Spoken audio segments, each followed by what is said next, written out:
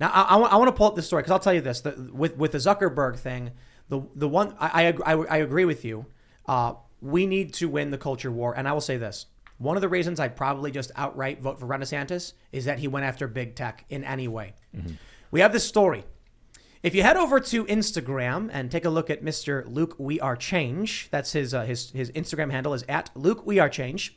If you try to follow him, and please do, you may be greeted with this message. It says, "Are you sure you want to follow Luke We Are Change? This account has repeatedly posted false information that was reviewed by independent fact checkers or went against our community guidelines." I unfollowed Luke and followed him back, and I got that message. Yeah, prove it, you SOBs. What fake news? I post highly sophisticated, intelligent, thought-provoking memes with like 3D, 4D level chess. I mean, can you pull up my just some of the things I post on there, especially the George W. Bush one, because if they go after that one, they're admitting that they're a part of wrong think. Because the Pfizer one up there again, and all I post, right? All I post is like segments from here, my shirts, and memes. I love to you got the Dave Chappelle one to post memes about curious things that make people critically think about the issues. It's not even facts. Yeah. Well, that's a shirt. No, fake news. That's a real shirt, and I have one shirt that's censored. And it's scribbled that says "Tax this D," and I have another shirt that's not censored, and you could get that on the bestpoliticalshirts.com. But I can't say it here. But I mean, look what I post. I post stuff like Joe Biden leaving office in 2024. How can you fact check that? How can you do you have a magic time machine that you could say he's definitely lying? This needs to be fact checked. Number one, what's the fact checks? Tell me what I got wrong through these memes. It's not Joe Biden. Okay, but clearly, you know what? No, stop, Luke. This is top. You are fake news. Don't you dare! Don't you dare! You son of a gun! This photo is not Joe Biden. Here we go. It is an old man in front of a burning car, and it is not Joe Biden. How do you know Joe Biden's not going to look like that in 3 years? I get it. How? I get it. So again, and another thing. Who's fact checking me? Let's call a spade here. Put out your name, what organization, who's behind it, and what exactly do you have problems with posts like this? Tell me right now, and they won't. We had James O'Keefe on, and we were talking about Stanford put out a study claiming that James O'Keefe, me, Tim Pool, Sidney Powell, and Lynn Wood, and some other people were like the biggest purveyors of voter misinformation or whatever. And I'm like, what did James tweet about anything? He posts Veritas stories where they literally have undercover things on other people. And what do I post on Twitter? Like I think I posted a picture of a hairless rabbit once. I post stories, all of it's NewsGuard certified. And the best part is Trump supporters got extremely mad at me for saying there was no widespread voter fraud. The entire time I've been saying that. I even said it to Steve Bannon. When he came on the show, I was like, Bannon, I disagree. I think we look at that story from Mark Zuckerberg. You take a look at the laws being changed. I think that this is, it's pulling people off base because the Democrats have excellent ground game. And they put out fake news for some reason. And then, of course, people are like, well, if Stanford said it, it must be true. And they put it on Wikipedia and then it becomes fact. Or CNN telling everyone that it's, horse dewormer. There's so many lies by the mainstream media. And, Anderson Cooper, all these other, professional fake news spreaders, all these professional propagandists, they get to do whatever they want on these big tech social media companies. But also I was criticizing Instagram and Facebook really hard over the mental health issues a couple days ago, specifically also on this show. And I was making my own videos about this on my own YouTube channel. I was going after them hard, detailing the psychological experiments that they done on unsuspecting users. So this seems more vindictive than anything else because you look at the posts I make, they're silly, they're ridiculous, they're over the top. I told people I don't even care. I'm just going to post ridiculous stuff on Instagram. If it gets taken down, it gets taken down. And a couple days ago, Tim's laughing. It's a Dave Chappelle one. Yeah, it's real. These memes. For those that check these. For those that are listening, it says NPR accuses Dave Chappelle of using white privilege. And then below it is Dave Chappelle as Clayton Bigsby, the black white supremacist. And it says, good for nothing tricksters. He's blind in that bottom picture. He doesn't blind. realize Well, he's this black. is from his own skit where he was pretending to be a black KKK member and a racist Blind, against yeah. black people who was black himself but didn't know because he was blind. And the KKK had him around and he was good friends with them. And they were like, yeah, we're just not going to tell him because this is pretty funny. A couple weeks ago, I posted on September 16th, hey, because something weird happened. I was doing okay on my Instagram before I came here on this show. My numbers were rising pretty well, and I was getting a lot of interaction. I was getting a lot of views, and then out of nowhere, it stopped, and I was getting a 1/10 of my engagement. And then for weeks, it was the same, 1/10, and I'm like, what's happening here? So I put a post. Hey, this is a test. Instagram has been limiting our post to more than 10% of our followers. If you see this, click like and tell me that you see this in your timeline. They fact check it. They said this is fake news. It's incorrect, even though the analytics show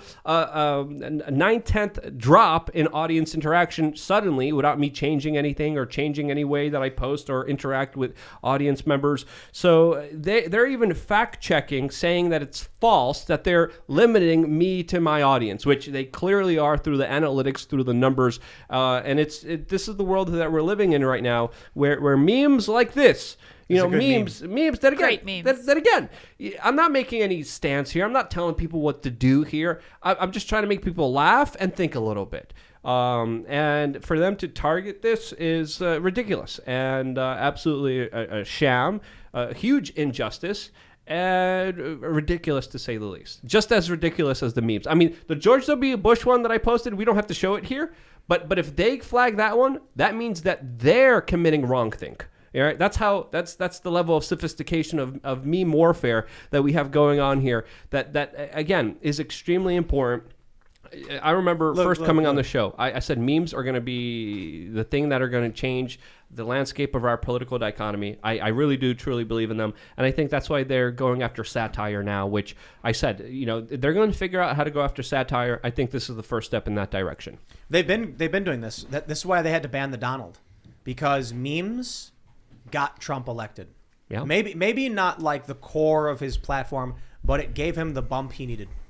Meme Magic, man. Have you seen that documentary on Meme Magic? No. It's like a YouTube documentary somebody made, but it's really, really interesting how they go through like the history of Keck and like the frog and Pepe. Interesting. And the weird stuff on 4chan. And they were like, Meme Magic, man. But whether or not you believe in magic, when you have people who have found a way to have fun and build community, and then all of a sudden everyone's laughing with each other and sharing jokes, that's going to help that person out. Yeah. And I'm not even like promoting anything. I'm not even telling people what to do. I'm just saying, hey, this is a stupid, ridiculous government policy. Let's laugh about it. That's it. I'm not even saying do this or get involved or don't do this. I'm not even doing any of that on Instagram. So my response to this is, family-friendly show. Screw you, Instagram. Everyone follow me at Luke We Are Change. And just in case they take me down, go check out enoughofcensorship.com, which is a link to my email list, which makes me uncensorable no matter what happens. So that's my response, my official statement to Instagram or anybody asking about this story. That's officially what I got to say. Screw you, Instagram. Let's make sure that this policy doesn't work. It's ridiculous. And I want to thank the people who were sending me this, because I wouldn't have noticed. No one told me this. I never got a warning. I never got a notification. They didn't tell me anything, and just sporadically, I just see my viewership go down within the last few weeks. And it's just weird and strange that we're living in this world where you could be convicted of wrongthink and then have your access not even know, but also have your access to people that are your friends and are a part of your community taken away from you. Just because some fact checker, whoever that random mysterious person is, decided that he doesn't like your humor. Yeah, it's almost like this should be against the law. Okay, that would be really. What I'm thinking of, this is like them making an editorial claim on your content, standing behind it like a platform or like a publisher rather.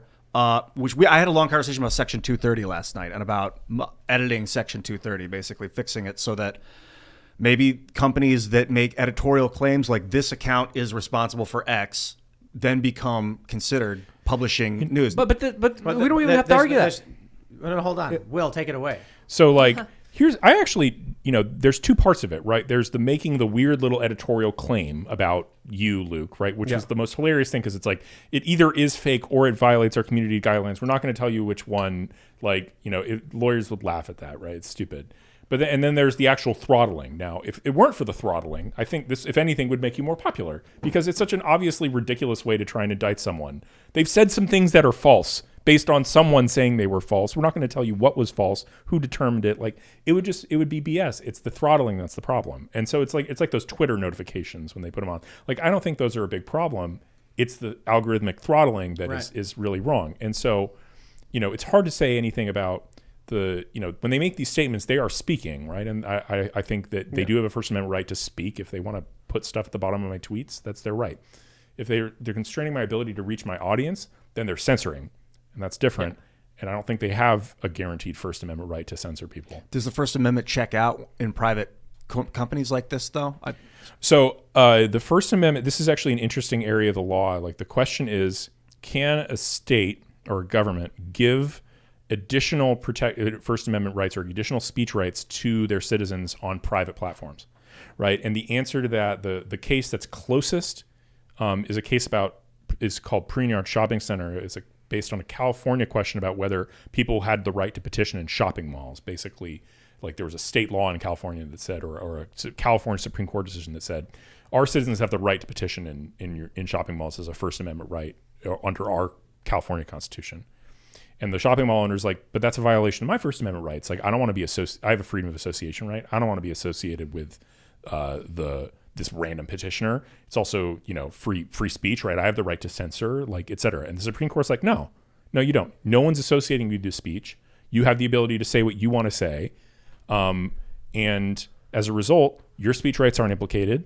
So it's perfectly acceptable for a state to give private consumers, private individuals, the right to petition on your property. I think, you're not performing any editorial function. Nobody thinks you are. So Facebook and Twitter are in the same position. They're not performing a meaningful editorial function. They have 7 million people. And, I think we need to, I mentioned this to James O'Keefe. On Wikipedia, the article about Project Veritas is just the most insane, garbled lies. Far-right disinformation organization. And I said to him, I was like, James, what does it say on top of the article? It says, from Wikipedia. Mm-hmm. It doesn't say from, cow, finger 93. It doesn't say it's from, Ian the cow fingerer 97. Mm-hmm. It says it's from Wikipedia.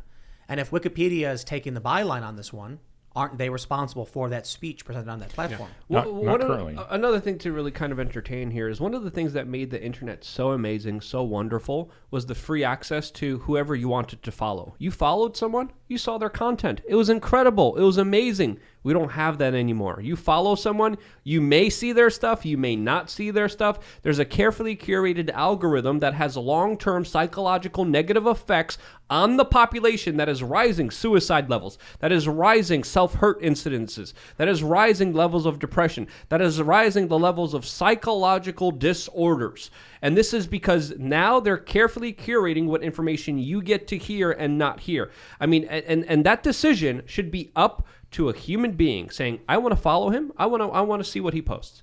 If you're not following them, you shouldn't be sent stuff that you don't want to see. But right now, if you look at Instagram, a lot of the stuff is forced on your newsfeed. You look at the Facebook newsfeed. You look at Twitter. Instagram now says, like, these 3 posts are recent. After that, I'm scrolling and it's random. And I'm like, wait, I don't follow these people. Yeah. And then you got to click see older posts to actually get the people you follow now. So this is sinister on so many different levels because people actively want to follow me, want to find my content. They're denied that by using this platform. So that's another level of interacting, of intervening in something that was free, was awesome, gave people what they wanted because people were sick of being lectured to. People were sick of being lied to. People were sick of just being force-fed nonsense.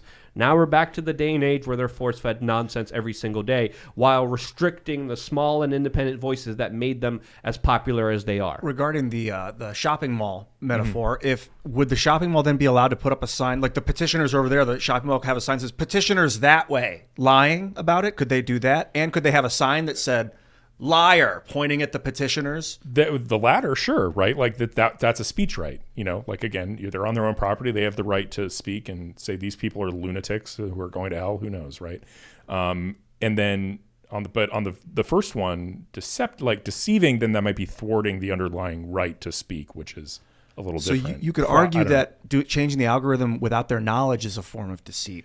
Right. I think that you could. I think that it poses a very interesting question about whether or not a state could itself impose kind of regulations on the algorithm. It's trickier because that's a little closer to speech. Like you're forcing them to organize the information that appears on the feed in a certain way. What would be nice is if you could force them to show at least how they're organizing it by displaying the algorithmic code. Sure.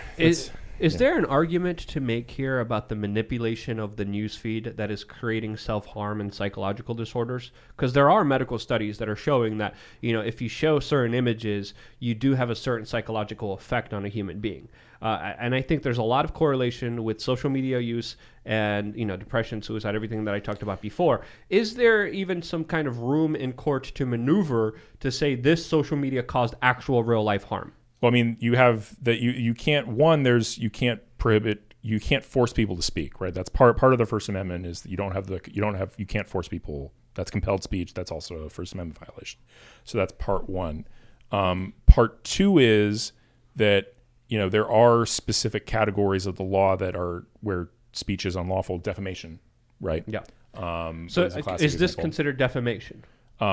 What is what considered defamation? Them saying I spread fake news without any examples, without any. I mean, it has to be provably false, right? And you have to prove under current law you have to prove actual malice, right? Which means that they're knowingly lying. I would love a jury to see my memes. I would love it. That's actually but then they say it might violate our community guidelines. Which community guidelines? Well, they get the entire. They can look at their entire terms of service and be like, aha, this was inflammatory. And I'm sure they would say that wasn't actually Joe Biden on the meme that said this is Joe Biden. And I would be like, how do you know? Look, there's not 2024. Because the jury will agree and be like, yeah, that's not Joe Biden, and then they'll say, see, our statement was true. He said it was Joe Biden. The whether or not someone understands it's a joke or not is not on us when we say some people won't get it. So here's the thing, the reason that statement that they preview you, they say you've posted fake news or false news as determined by independent fact checkers and or you violated community guidelines, not specifying how it's fake, what it is, or what news. That's lawyered, right? Because that's vague. It is a very, very vague criticism. It literally could go either way. It doesn't even actually accuse you necessarily of having put out anything fake. So as a result, when you make a really vague lawyered statement like that, it's almost impossible to prove falsity. Got it. And so which is a necessary element of any defamation claim. Thanks for checking out this clip from the Timcast IRL podcast. If you want to see the full show, come back to this channel, youtube.com/TimcastIRL, Monday through Friday at 8 p.m., where you can leave comments and super chat, and we actually will read your comments on the show. Don't forget to like, share, subscribe, and if you want exclusive members-only content, segments you can't get anywhere else, go to timcast.com, become a member, and we even have full bonus episodes. Thanks for hanging out, and we'll see you all next time.